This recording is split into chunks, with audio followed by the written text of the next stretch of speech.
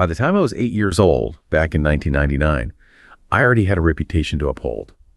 At school, I was seen by classmates and teachers as the excellent student, the one who never failed, who turned everything in. It's a quiet, unspoken identity I'd already settled into. Then came a single math test, and I failed it. I don't remember my teacher saying anything, but I vividly recall the feeling. A profound sense of shame, the weight of being judged, the urge to cry, and a deep gnawing guilt that I had disappointed my parents. It's strange looking back to think an 8-year-old can experience that level of responsibility and remorse. But my biggest fear wasn't the grade itself. It was the moment I would have to arrive home, pick up our landline telephone, and dial my mom at her office to confess. That moment, dialing that landline, just writing that confession, maybe it seems like a small thing, just a childhood memory, but for an 8-year-old, that feeling, like my whole identity was just crumbling. That deep shame and the fear. It really is a crucible, isn't it?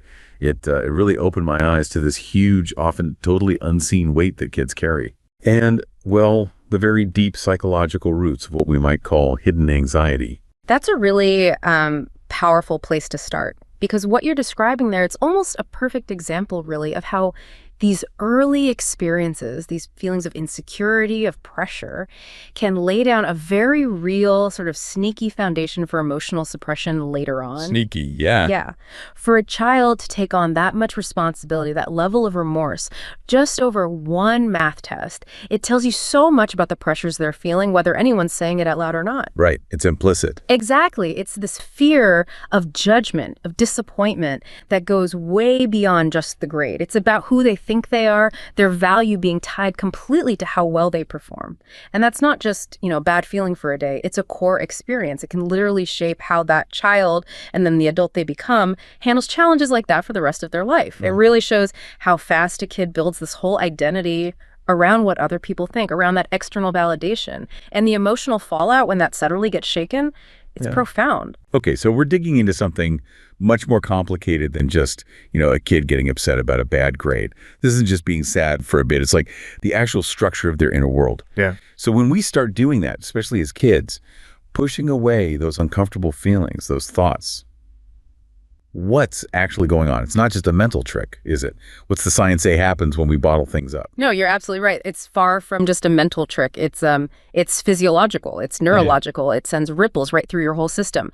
When we try to suppress those difficult emotions, fear, anger, shame, sadness, our brain and our body react. It's like a whole cascade of things happen. Okay. Think of it like this. Your amygdala, that's like the brain's alarm bell, right? It starts ringing. Then your prefrontal cortex, the logical part, tries to basically slam the lid shut on the feeling. But that takes a huge amount of effort. Right. It sounds exhausting. It is. And people find different ways to cope with that internal discomfort, sometimes without even realizing it. They might distract themselves, binge watching TV, endlessly scrolling on their phones, trying to fill their heads with anything else so they don't have to look inside. Mm-hmm. Others, sadly, might turn to things to numb it out, like substances, alcohol, drugs, or develop unhealthy eating habits, maybe overeating for comfort or restricting to feel some control. Yeah. Some people channel all that raw energy into something physical, like frantic exercise, running themselves ragged, maybe boxing, trying to physically outrun what's going on inside. But the common thing you see in all these different behaviors, it's a desperate attempt, often totally subconscious, to just focus the mind anywhere else, to make the body and brain forget the real issue. It sounds like this constant humming background battle inside. We think we're handling it by not handling it directly. But there's a really important difference here, right, between healthy emotional regulation and actual unhealthy suppression. It's not always bad to put a feeling aside for a second, is it? Precisely. And that's such a vital point to make. Temporarily setting feelings aside so you can reappraise them, think them through, that can be incredibly useful. It's what we call psychological flexibility. Okay. Being able to adapt, shift your perspective. Like if you're in a really heated argument, maybe you temporarily push down the anger so you don't say something awful you'll regret later. Right, bite your tongue. Exactly. But the intention there is to come back to that anger, process it later, maybe when you're calmer or in a safer space. The danger is in real suppression. When we habitually push feelings down and just never go back to them, that's not flexible use. It's trying to eliminate them, forcing them down into the subconscious, like stuffing them in a box you keep locked, but it's still there, taking up space. So, okay, healthy regulation is like putting a book on the shelf to read later. But unhealthy suppression is burying it in the garden and pretending it never happened.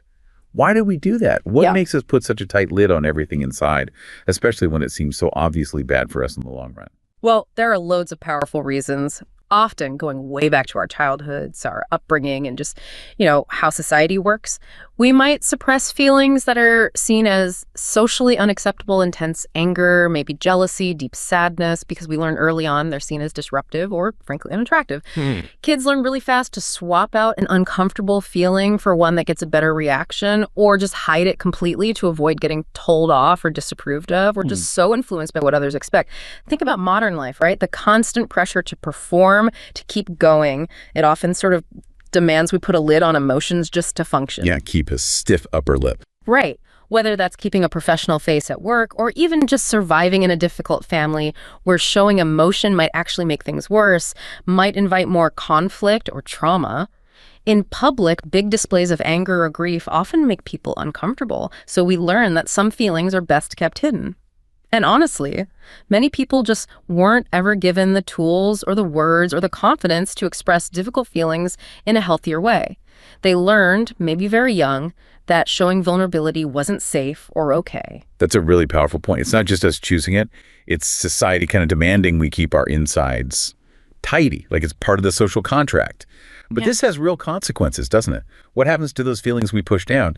They don't just evaporate. No, unfortunately they don't. They absolutely don't disappear. They hang around and they keep influencing us. The really sneaky impact of constantly suppressing emotions is that it keeps our sympathetic nervous system, our fight or flight response switched on in a state of chronic activation. So like always being on alert. Exactly. Imagine your body constantly primed for danger, even when there's no actual threat right there. This ongoing physiological effort, this constant internal tension, it can lead to a whole cascade of bad effects, physically and psychologically over time.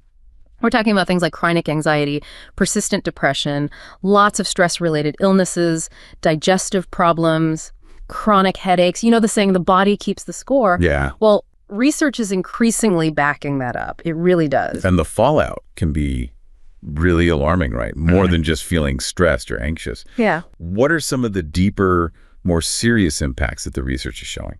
Oh, the ripple effect is huge. Constant emotional suppression can directly feed into maladaptive coping strategies like substance abuse, people desperately trying to numb or escape feelings they just can't handle or process. It can also bubble up as increased aggression, bottled up frustration, and anger eventually have to go somewhere.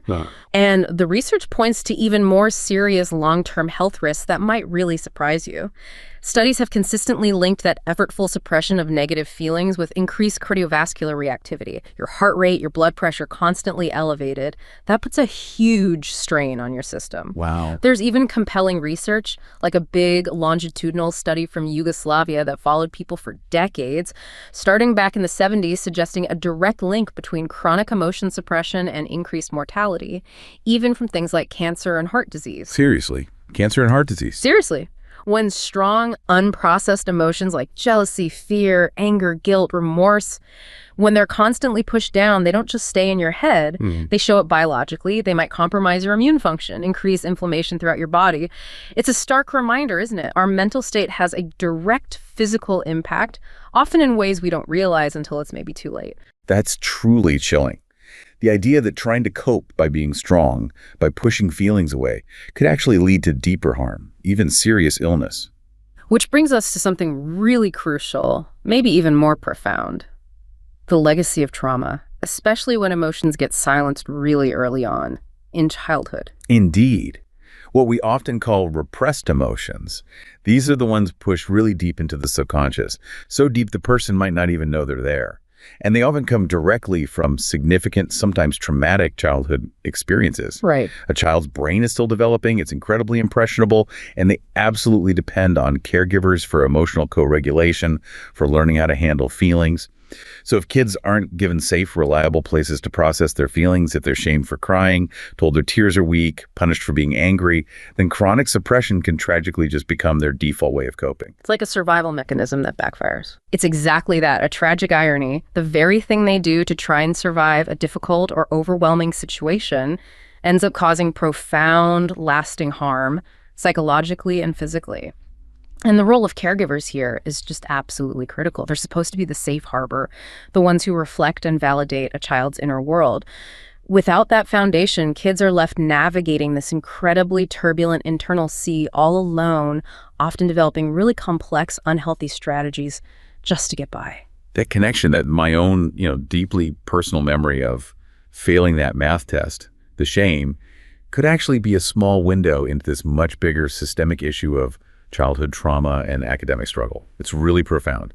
We'll talk about academic pressure, perfectionism in kids, but when you mix that with early emotional trauma, the whole picture gets incredibly complicated and heartbreaking. It really does. We've talked about the personal impact, that math test, but Yeah. now think about the story. A university student really struggling with a tough degree, software engineering, and this student wasn't struggling because they weren't smart. They had an IQ of 120, well above average. Yet they were failing, crippled not by lack of ability, but by the devastating effects of growing up in an extremely abusive household. So this isn't just about a hard course or not studying enough. It's about a brilliant mind trying to function, trying to learn while dealing with this internal landscape just shattered by past trauma. Yeah, like trying to build something on constantly shifting ground. Exactly. Imagine trying to solve complex problems when your inner world feels like a constant earthquake. Abusive household. That phrase covers so much. But this account really detailed what that meant for them, didn't it? Parents who drank a lot and argued a lot. This deep-set hatred leading to vitriolic and venomous words aimed right at the kids. And even physical fights between family members. It wasn't just a bad childhood. It was an environment seemingly designed to inflict psychological harm, constantly attacking their safety, their worth. It truly was. And the psychological fallout is devastatingly clear in their own words. They felt totally unmotivated, suffering from clinical depression since they were just 10 years old. And discussing nihilism. That's unimaginable. Can you imagine a 10-year-old discussing cynical and nihilistic themes of life? That level of despair, that resignation in someone so young, it's staggering. They described constant anxiety and just non-existent motivation to work. And again, this isn't laziness, it's a deep psychological block. It's like the internal reward system completely shuts down, which you often see with chronic trauma. When your basic needs, emotional safety, feeling like you belong, are constantly under threat, your brain just doesn't prioritize things like studying. And that metaphor they used, it's like there's a switch in my brain that is constantly off, that is on for everyone else. That really hits home, doesn't it? Yeah. Feeling fundamentally different, unable to just work like a machine, as they said. It's like this crushing inability to engage, where even thinking about work feels unbearable. Precisely. This wasn't a student who just didn't bother. You look at their academic history, and it's this consistent, heartbreaking pattern of potential that was never realized. No revision for entrance exams, cramming last minute in secondary school, totally bombing A-levels with zero work. The intelligence was there, no question, but the capacity to engage with it, that internal drive, it just wasn't available. Their mind was busy surviving, managing the internal chaos. There wasn't much cognitive room left for calculus or coding. And the coping mechanisms make so much sense in that light, even if they sabotaged academic success. Yeah. Hiding in the bedroom, playing video games, they said it was a way to relieve any anxiety and let me feel good or at peace. It stopped them working, yes, but it was this desperate, almost instinctual attempt to find some comfort, some escape from that unbearable internal pressure. Exactly. That feeling of being physically unable to bring myself to do it, the thought itself crushing them, the urge to just disassociate. It's such a direct, almost involuntary reaction to deep trauma. Like their nervous system was constantly overwhelmed, triggering a freeze response where any perceived demand, like academic work, just caused a total shutdown. Which leads us right to the system's huge blind spot, doesn't it? The student spells out the harsh reality of university so clearly. University lecturers don't care, and I guess they're not paid to. For the system, students like this are just the 5 or 10% that fail, just another statistic. Yeah, dismissed. Right. When they tried to explain their struggles, the reaction was basically a shrug. Tough luck. A total dismissal that completely ignores the underlying psychological damage. It's not just a lack of empathy, it's a systemic failure to even recognize how trauma impacts learning. It's utterly heartbreaking. That desperate plea. How do you do work, study, revise? How do you learn? It just lays bare that massive psychological wall built by perfectionism, fear of failure, parental expectations, all cemented by unaddressed trauma. It's a cry for help. The system as it is just isn't set up to hear, let alone answer, the idea of just try harder is completely meaningless when your brain is wired for survival, not for acing exams. Thankfully, the advice from their peers brings in some much-needed humanity and practical wisdom. Focus on healing first, they said. Surround yourself with positive people. Get therapy. Stop comparing yourself to others. Study in tiny chunks, even just 5 minutes. Find a study buddy. Small steps. Exactly. It shows the immense personal effort needed to climb out of that hole, and it really highlights that academic success in cases like this absolutely has to start with psychological healing. You have to build that foundation of mental well-being before the academic structure can even hope to stand.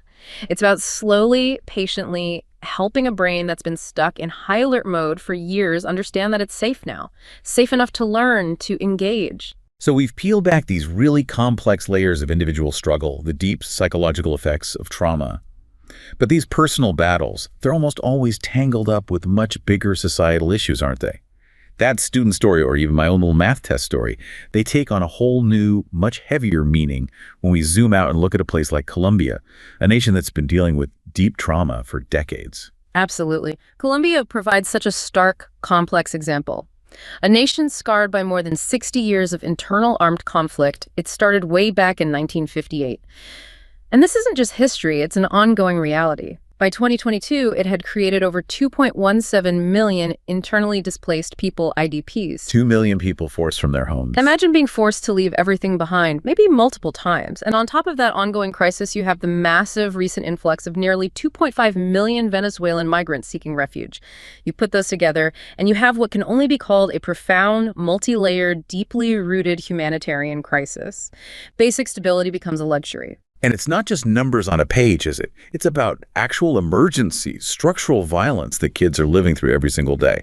Bombings, shootings, landmines, the constant fear of being forced to join armed groups, being confined to their homes out of fear, illicit crops growing nearby. Right. These aren't abstract news items for them. Not at all. These are terrifying, real parts of their daily environment, shaping every choice, every movement. Yeah. And then alongside that direct violence, you have the sort of invisible violence of neglect and extreme poverty. Kids going to school hungry, without breakfast, unable to focus, lacking basic supplies, notebooks, pencils, uniforms, making them feel different, inadequate. Child labor isn't a choice, it's a desperate necessity. Pulling kids out of school, forcing them into adult roles way too early. It's just to survive. Just to survive, working in fields, on the streets, often in dangerous situations. Lack of jobs for adults, overcrowded living conditions, constant scarcity. Well, it creates this perpetual state of hardship and desperation. so what does all this constant exposure to violence, instability, poverty do to the collective psyche? Especially for kids whose minds are still developing. What's the psychology of a society traumatized like that? The mental health toll is just immense, almost impossible to fully calculate. It creates these pervasive, permanent feelings of what they call zozobra in Spanish. It's a really good word for it. Zozobra. Yeah, it's not just specific fear, like being afraid of one thing. It's this diffuse, prolonged, almost existential sense of unease, uncertainty, vulnerability, like something bad is always about to happen. Imagine living with that constant knot in your stomach, never sure what disaster tomorrow holds. It just permeates everything. Wow. Fear becomes constant. And kids, adolescents growing up in this, they often literally lose the ability to dream, to imagine a future beyond just surviving today. Their horizons just shrink. How can you plan for a future that feels so uncertain, maybe even like it won't exist? And we see the tragic outcomes in the statistics. Like Arauca, one of the areas studied, having the third highest suicide rate in Colombia. And that shocking jump in adolescent suicide rates, 12.3% increase between 2021 and 2022 for 15 to 19-year-olds. That speaks volumes about the hopelessness. It's a devastating indicator, a huge alarm bell, and these compounding effects hit every single part of child development. Their readiness to learn is reduced because their brains are stuck in survival mode, always scanning for threats instead of being open to learning. This limits future job opportunities, creating this cruel cycle of poverty. Yeah. And beyond school, the constant physical danger, the risk of forced recruitment, the daily struggle for basics, it fundamentally steals their childhood. There's this heartbreaking account of an 11-year-old boy working the harvest, bringing money home, basically turning into a man because he had no chance to play, to be with other kids, to just be a child. The very essence of childhood, play and ease, is just restricted or gone entirely. And even just getting to school, it isn't a simple walk for many of these kids, right? Yeah. It can actually be incredibly dangerous. Absolutely. That's often overlooked. The most dangerous places are frequently between home and school. In cities, the streets mean facing drug dealing, harassment, robbery, traffic dangers, exposure to bad influences, as adults call them. Parents are so scared they keep kids locked up after dark, which limits their chance to play and socialize even more. And in rural areas, it sounds even worse, like a survival trek. It really can be. Rural roads are often unpaved, isolated. Kids might run into armed groups. There are wild animals. And horrifically, anti-personnel mines hidden explosives left over from the conflict, still active. They might find dead bodies. They often have to cross flooded rivers, navigate areas with poisonous snakes. Oh my God. They might walk for hours, arriving at school utterly exhausted, hungry, emotionally drained, or miss school entirely because a river's too high to cross. One principal talked about needing boots and raincoats, not as extras, but as basic necessities, because kids arrive barefoot and soaked after wading through rivers where snakes live. Just think about the physical and emotional load just to get to school, let alone be ready to learn. And then you add the complexities of diversity on top of all that. Indigenous groups with their own cultures, languages, facing huge barriers to basic needs, education that respects who they are. Yes. Exactly. And then you have the migrant populations, particularly from Venezuela, facing the trauma of leaving everything, often exposed to violence, trafficking, and then dealing with xenophobia, bullying in schools, maybe getting picked on just for wearing the same clothes every day because that's all they have. It's this incredibly complex tapestry of vulnerability. Each group needs a specific approach that understands their unique emotional and psychological distress. Okay, so we had this picture of immense need, deep trauma, particularly for children in Colombia. It's overwhelming. But what about the support systems? The outline suggests a pretty bleak reality when it comes to mental health services, especially in schools. Like there's a big gap between what the policies promise and what actually happens. That's a very accurate and disheartening way to put it. Right. On paper, Colombia actually has quite a strong legal framework for mental health care. Law 1616 from 2013 mandates comprehensive preferential mental health care for kids, and it specifically points to schools as a key entry point. Okay, so the intention is there legally. Right. The Code of Childhood and Adolescence from 2006 mandates early detection and referrals. And way back in 1974, a resolution aimed for one school counselor per 250 students. So there's been a long-standing understanding, at least in policy, of how important this is. But the reality on the ground, completely different. Like having a blueprint but no materials. Tragically, yes. Mental health and psychosocial support, MHPSS services, are consistently described as limited, often non-existent, especially in the areas that need them most. In many communities, the teachers are literally the only representatives of the state that people can actually reach out to for any kind of support. They are the absolute front line. The only one. Often, yes. And the professional ratios are just shocking. In schools that do have psychologists, it's often one person for maybe 1,200, even 1,400 students and their families. Compare that to the legal standard of 1 to 200. Impossible. It's impossible workload. And to make it worse, these professionals are often on temporary contracts. High turnover means no consistent support. A child might see someone once, build a little trust, and then that person is gone. It leaves this huge gaping hole where consistent care should be. So the teachers, already dealing with conflict, poverty, probably their own trauma, are expected to somehow fill this massive gap that must lead to terrible burnout for them. Oh, absolutely. The toll is immense. Teachers are dealing with incredibly difficult emotional situations every day, their students and their own. Researchers who've studied this have seen teachers break down in tears, expressing helplessness, frustration, fear, sadness, pain. They feel completely drained, emotionally and psychologically taxed, just listening to kids' harrowing stories of trauma and feeling utterly powerless because they don't have the specialized training, the tools, or crucially, any real backup support system. They're often the first to hear about abuse, displacement, loss, and they carry that weight with nowhere professional to turn. There was that quote from a teacher, "I wish someone would come because this is well beyond my capabilities." That just says it all, doesn't it? The impossible burden. They're asked to be teachers, psychologists, social workers, caregivers, all with minimal support for their own mental health. It's just not sustainable. Not at all. And this leads to another big systemic problem, what you could call delegation, not integration. The local education authorities, the secretaries of education, they might allow NGOs, non-governmental organizations, to run vital MHPSS programs like the Better Learning Program in their schools. They might facilitate the initial contact, but they often don't really get involved in how it's run or do any meaningful follow-up themselves. They essentially give permission, but don't take ownership. So it's like saying, yeah, sure, you can do that good thing over there in our school, but not really bringing it into the core of what they do. Like letting a guest cook in your kitchen, but never asking what they made. That's a perfect analogy. Exactly.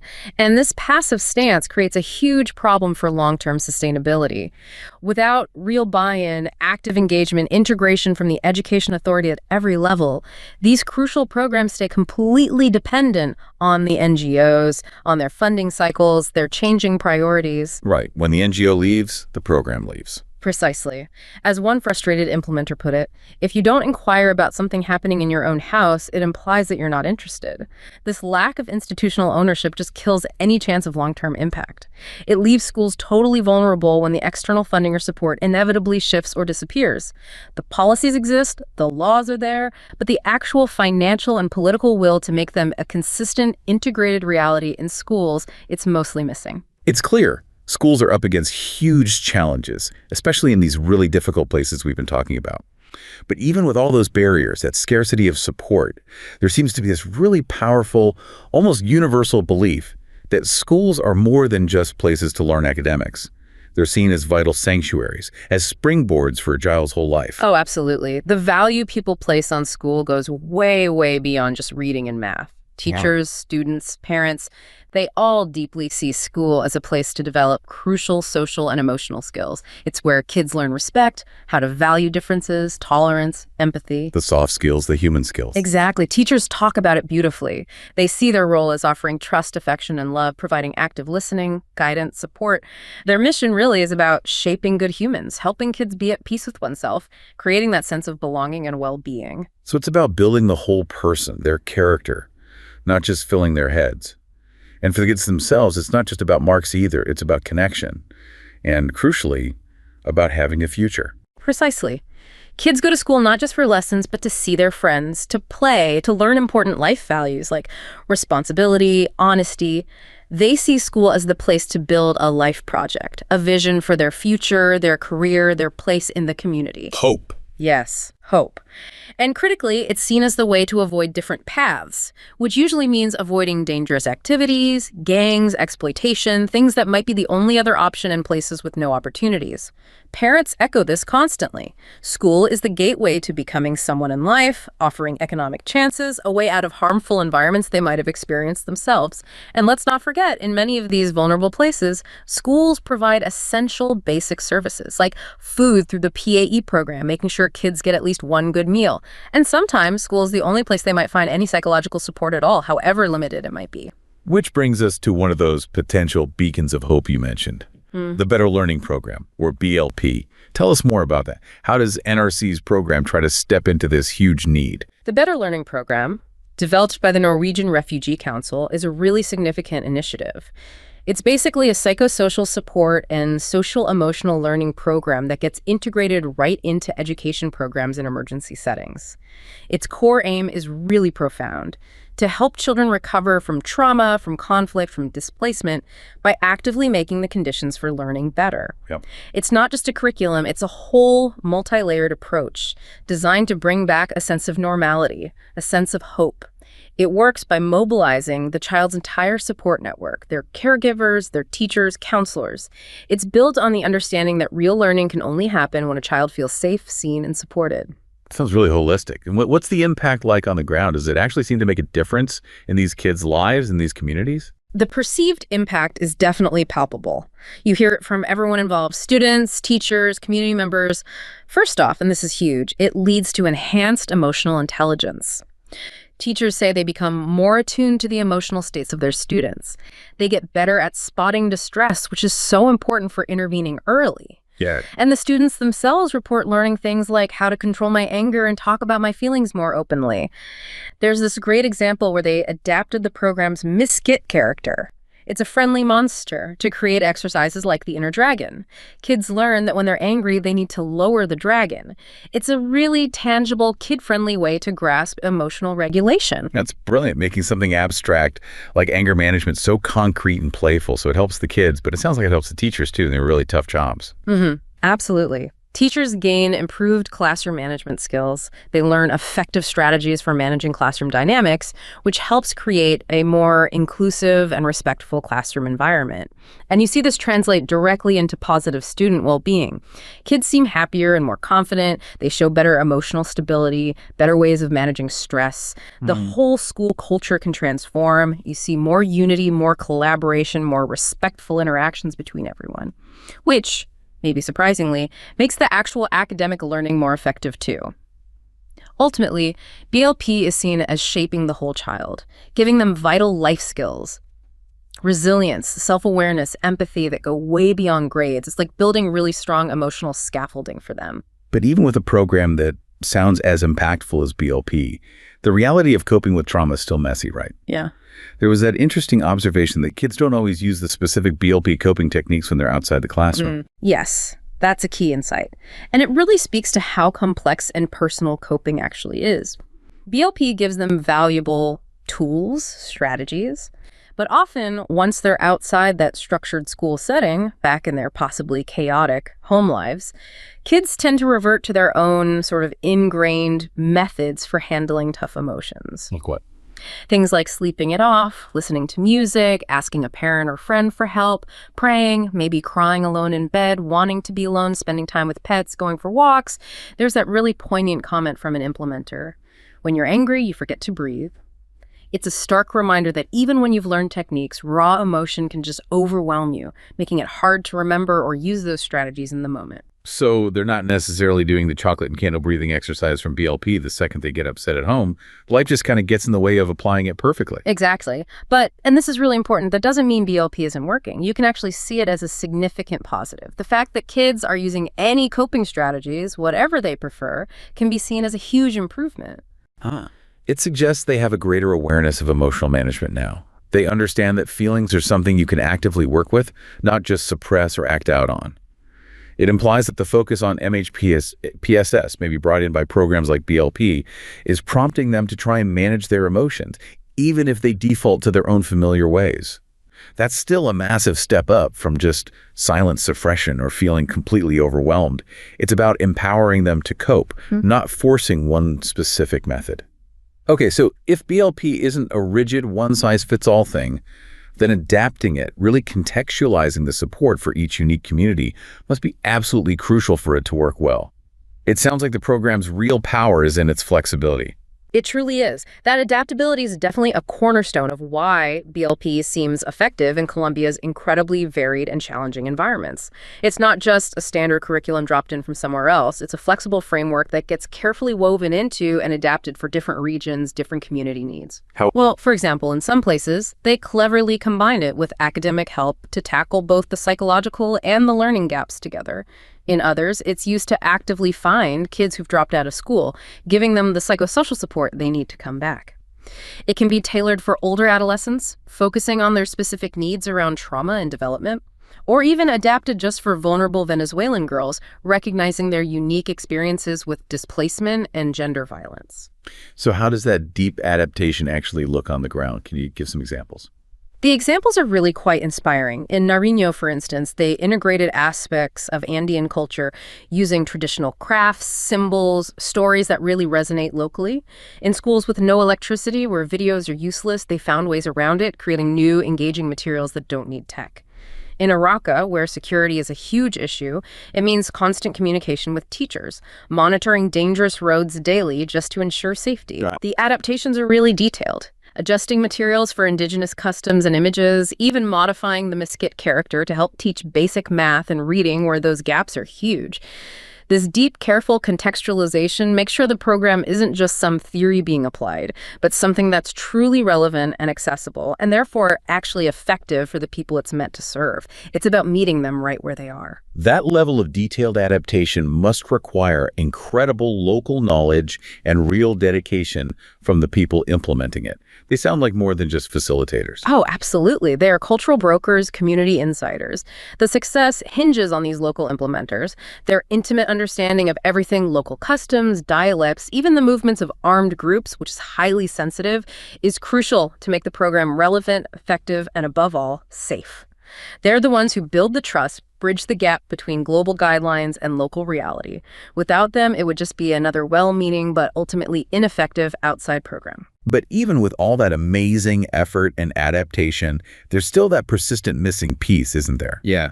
The one teachers keep highlighting as essential for real, lasting change. Getting the caregivers, the parents and guardians at home, involved. Yes, that's a critical ongoing challenge. Even though BLP's global guidance stresses involving parents, teachers in Colombia consistently say they need further and more explicit support for including parents. They know intuitively that a supportive home environment is essential to reinforce what's learned at school. A child can make progress in a nurturing classroom, but if they go home to an unsupportive or re-traumatizing environment, that progress can just disappear. So what are the roadblocks there? Why isn't it happening more easily if everyone seems to want it? Well, the challenges are complex and tied into the tough socioeconomic realities. First, caregivers often work incredibly long hours, often in unstable, informal jobs. They just don't have the time. Attending school meetings or workshops is a luxury they can't afford, practically or financially. Right. And then, compounding that, some parents see MHPSS activities as losing time from real academic learning. This reflects a deeper cultural view that prioritizes traditional academics over social-emotional development. They might think learning only happens with math worksheets, not talking about feelings. So that cultural perspective, plus practical barriers like transport or childcare, creates this significant gap, limiting the program's potential and creating a disconnect between school and home. So even when the intention is good, the path to lasting change seems full of obstacles. What are some of those key persistent barriers that stop these vital programs from really taking root and becoming sustainable, self-running forces for good? There are several, and they really weave together into a complex net. First, as we touched on, are the sustainability challenges. The program's continuation often relies entirely on the NGO, like NRC, being there and funding it.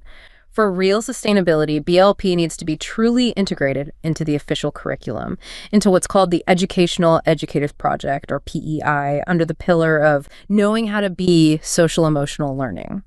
But that takes ongoing teacher training, resources, and a deep institutional commitment from the education authorities, which, as we've said, is often missing. Like that implementer said, if the local authorities aren't interested in what's happening in their own house, it just won't last. And then, beyond the system, they're the human factors, the motivational and psychological barriers. Exactly. Some teachers, understandably, might resist new programs. They see it as just an additional burden on top of an already overloaded job, especially if they feel unsupported. They're stretched thin already. And parents, too, can be a barrier if they don't see the immediate academic payoff, if they think these methods aren't real learning. So changing those deeply held beliefs about what education is takes a lot of time and effort. Which feeds into the bigger cultural and social barriers. These are really deep. Adapting the program, contextualizing it, is vital but incredibly time-consuming. And instability at home, ongoing domestic abuse, alcoholism, deep poverty can completely undermine any benefits gained at school. Kids go back to environments that erode the very safety and peace built in the classroom. Remote areas are often just physically inaccessible due to security risks or lack of roads, leaving the most vulnerable unreached. And then there's the widespread stigma around mental health. Communities might resist talking about it, seeing it as weakness or shame. And finally, those fundamental system problems. The institutional and economic barriers that seem to plague so many good initiatives. Precisely. Institutionally, you have that lack of sustained support and real ownership from education secretaries. Responsibility gets delegated, but programs rarely become part of the core mission. Schools themselves are chronically under-resourced, not enough classrooms, not enough trained staff, always short on basic materials. And tight, often short project timelines mean programs often end before they can achieve deep, lasting change, leaving communities hanging. Economically, even if the program itself is free, families struggle with related costs like transport or supplies. supplies, and limited funding forces horrible ethical choices, like having to prioritize Venezuelan refugees, which means other vulnerable Colombian kids might miss out. It's this incredibly complex, interconnected web of challenges. Untangling it requires real, sustained effort from absolutely everyone involved at all levels. We've really covered a lot of ground here, haven't we? From the personal sting of childhood shame to the vast landscape of societal trauma in Colombia, the pressures on kids, the struggles of educators, the gaps in support. But also, these incredible efforts like the Better Learning Program, trying to weave mental health and well-being right into the fabric of education. It really shows you the immense challenges children face, but also the incredible dedication of people fighting for healing and growth. Understanding all these layers, the personal struggle, the collective strength, the systemic roadblocks, it paints such a vivid picture of what it takes to nurture human development, human well-being. When you're up against such profound adversity, it really makes you think, doesn't it? How even the smallest positive interaction, the smallest shift in how we support children navigating these complex worlds could potentially create ripples of change, helping them stand strong against forces much bigger than themselves.